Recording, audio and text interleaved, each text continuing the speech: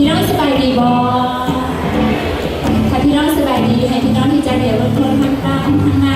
ข้างข้างซ้ายถามสบายดีกันเลยกันเนาะขอบคุณเจ้าเลยพอขอบคุณพระเจ้าขอบคุณพระเจ้าเนาะสำหรับเศร้าไม่ดีที่ว่าอากาศดีเนาะถือว่าสมิธคนเด็กน้อยที่ว่าการนี้เห็นพี่น้องหลายคนเต็มโบสถ์เลยขอพระเจ้าเลยพอพี่น้องเนาะขอบคุณพระเจ้า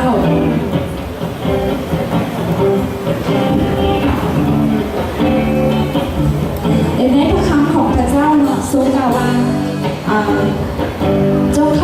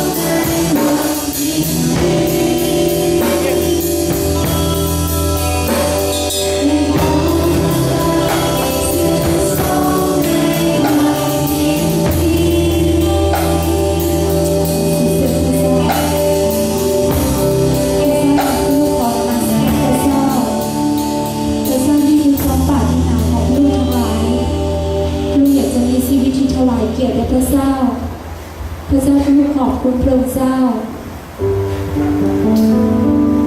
พระเจ้าลูกรักพระองค์เจ้าให้คำว่าที่ลูกบอกว่ารักพระองค์เจ้านั้นที่จะมาจากหัวใจของทุกลูกนั้นแท้จริงให้ชีวิตของลูกนั้นที่จะเป็นชีวิตที่เกิดผลให้ชีวิตของลูกนั้นที่จะเป็นชีวิตที่พระเจ้าทรงพอพระทัยที่พระเจ้าเห็นและพระเจ้าต้องการที่จะใส่อย่างในชีวิตของลูกได้พระเจ้าลูกขอบคุณพระเจ้า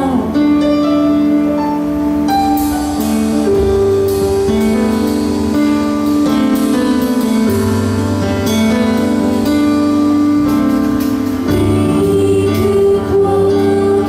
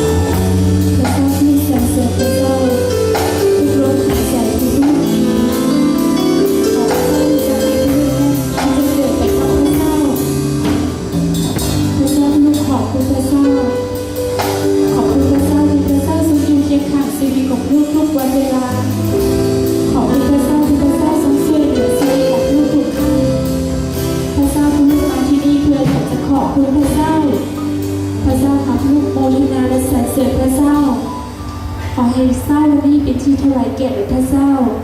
และขอให้ชีวิตของผู้ทุกคนที่อยู่ในที่นี้ที่ยืนต่อพระพักของพระเจ้านั้นที่จะเป็นชีวิตที่หอมเป็นเครื่องบูชาที่มีกลิ่นหอมและบริสุทธิ์ต่อพระพักพระเจ้าพระเจ้าอธิษฐานขอบพระเจ้าในนามชื่อพระเยซูคริสต์เจ้า